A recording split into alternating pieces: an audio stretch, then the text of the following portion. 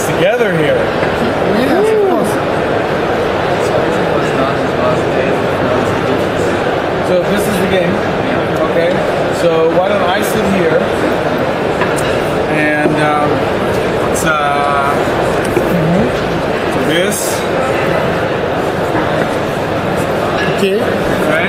And so it's Ruthenia. Okay. And your name is again? Okay, so Dennis, you are the designer. Yes. Okay, Dennis. So what I'm going to do is I'm going to start with you. I'm going to introduce you. I will pan to the game to announce the game, and then you can give us a brief overview. So, what the game is about and the basic ideas of how you play it. Okay. All right.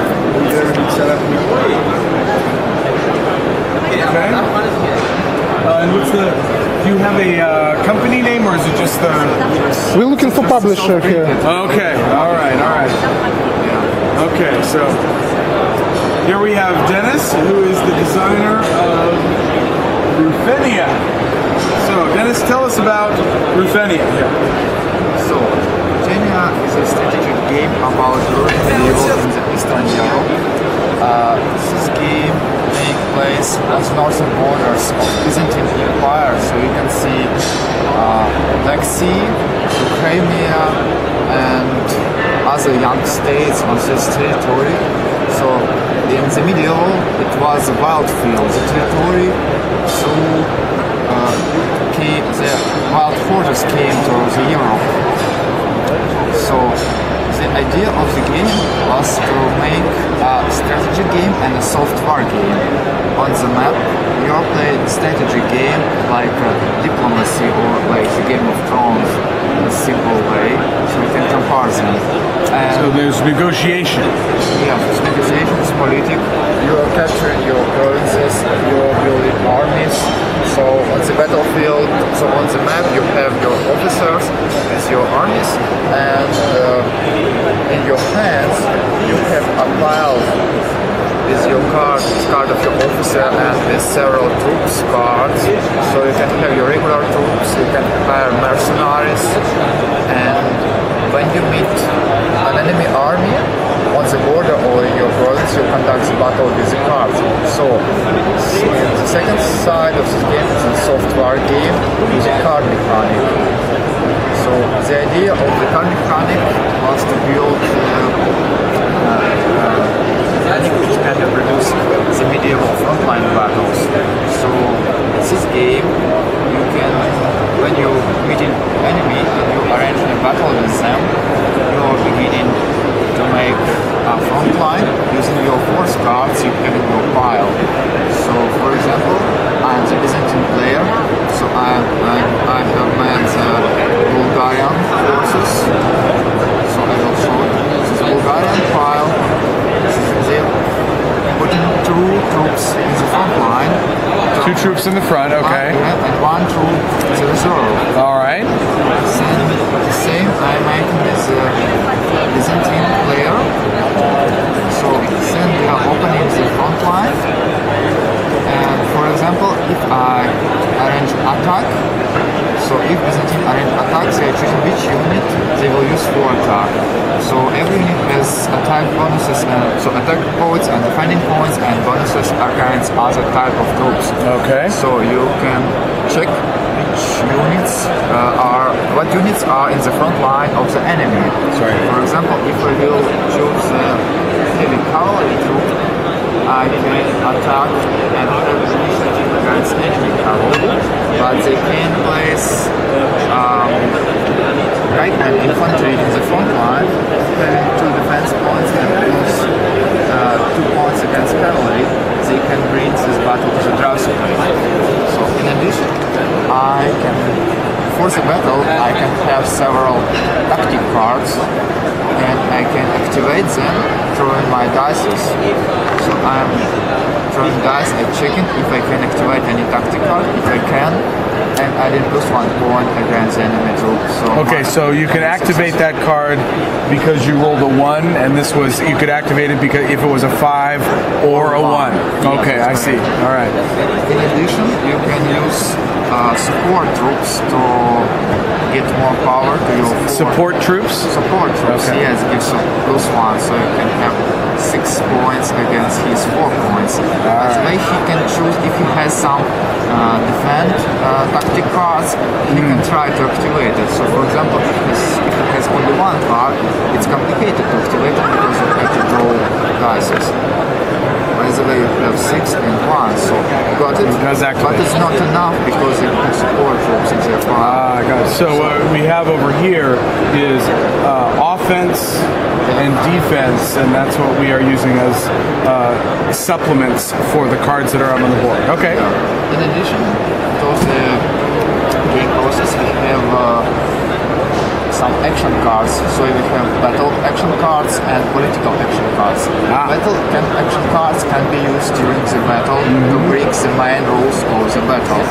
For example, if we arrange the battle over the person's arrival, you can attack the enemy first before they attack you. Or you can hire military advisor and use it instead of tactic card for free. Or if you are getting first, so if you are winning your first battle, you can get +1 to your attack in the next round. Oh, okay. It's like mono, or you can arrange trap. For example, this user could make a trap activated and place here at the beginning of the battle, and he could get +1 against the cavalry. So in such situations, they can bring to the draw. So it can be played. So, and how do you go about getting the cards? Do you draw a certain number of cards into your hand, or are you? Go ahead. Let's discuss. Yes. Let's tell about this. So at the beginning of the game, you are placing 2 officers in your home province. The officers are marked. So for every officer, you have a specific card with the province. Where they go? Special ability. Yeah, and this every officer has special abilities. For example, you can use it as tactic card with tactic officer, or you have some additional victory points after the winning of the battle. You construct with this officer some things on the map. On the board, So on the board, yes. So at the beginning, you have 2 officers and 2 main troops, so 2 regular troops in the same. Okay. Then during the game, you are attaching the provinces and hiring new officers, or you hiring the mercenaries, or you hire regular troops. As you spread out onto the board. Yes, and as you get into money. But it's the same, if you hire mercenaries, or if you hire regular troops, you need to buy them only once. If you hire mercenaries, you have to buy them every round. So you have to supply them. So instead of hiring more mercenaries, you can hire more tactic cards. Gotcha. So, in addition to the main factions of this game, such as Bulgarians, Khazarians, Byzantines, and Kievan Rus, there are 2 free factions which are not managed by the players, they're managed by the deck. So, at the beginning of the game, drawing the dice, you can arrange where they begin. So, for example, I control 2, so they begin here.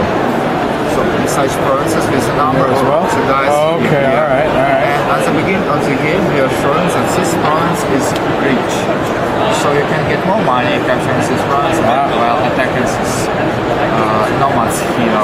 Gotcha, okay. So after the player solves the orders, it's time to go for the nomads and Slavs. So throwing the dice, you can check where they can move their forces or get reinforcement.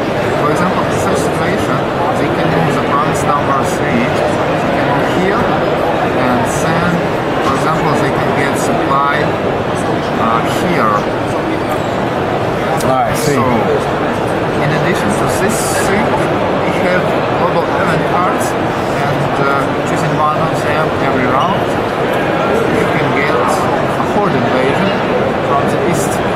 So several troops of nomads coming from this territory or from this one. Okay. And going according to the line. Oh, and they spread across the map. Yeah. I see. Okay. So that is the horde coming. Horde, yes, horde coming. Then about the political cards. So during the game, each player can have four action cards, political or tactics cards, so not more than four. So you can choose if you are playing political on your board and you are not conducting the battle in this round, it will be better to choose some political cards. But you can fire nomads to attack somebody instead of your forces. Or you can try to make an overthrow in the enemy province on the plains. Okay. Or the same, you can arrange a spy and try to get action cards from the other players. Or you can make a disturbance in the enemy province to dismiss his loyalty points. So that's about the winning points in the game. So it's every round, every player gets winning points. That's loyalty points. For every province you are getting one loyalty point, and in addition you are getting one loyalty point from Will Temple. Okay. So, but there is an issue for the player. You cannot have many provinces without higher loyalty value, because if you will have only few loyalty points with many provinces, they can rebel. The same at the ending of the bureaucratic phase, when you count on the loyalty points, you are checking if you have enough loyalty points for your provinces. Then you are throwing the dice and checking if some province can rebel. For example, if this province belongs to me, but I don't have any fortress or any army there, it can rebel. And you can get for free. So this last comes here. Okay. So you have to capture it again. I see. Okay. So the winning goal of this game is to get as many points victory To 30? as possible, to sort it as possible. But so at the end of the game. So the end of the game is the seventh round. Ends of the seventh round. All right. Or if some home province is captured, or if you get 8 provinces. If somebody of the players get 8 provinces and will hold it till the end of the round. I see. Then it's the game over. And you are So again, it's 7 rounds. yes, Someone conquers a home province of another person, yeah. right? Or what was the third one again? Or someone conquer 8 8 provinces. 8 provinces. and Okay. will hold them without rebelling. Okay. All right. Or somebody gets 30 points. 30 points. All right. Great. So game length. How long does a game usually last? So usually when we explain it for the first time, it takes about an hour and a half. But for the player who knows the game, it takes an hour and a half to 2 hours. Okay. And how many players? This game can be played with 2, 3, or 4 players. 2 to 4 players. All right. Great. Okay. Well, thank you, Dennis, for showing this. And again, this is Ruthenia, and it will be available in the BGG Con library. So when you come to the convention, come and play it. Check it out. It's pretty good.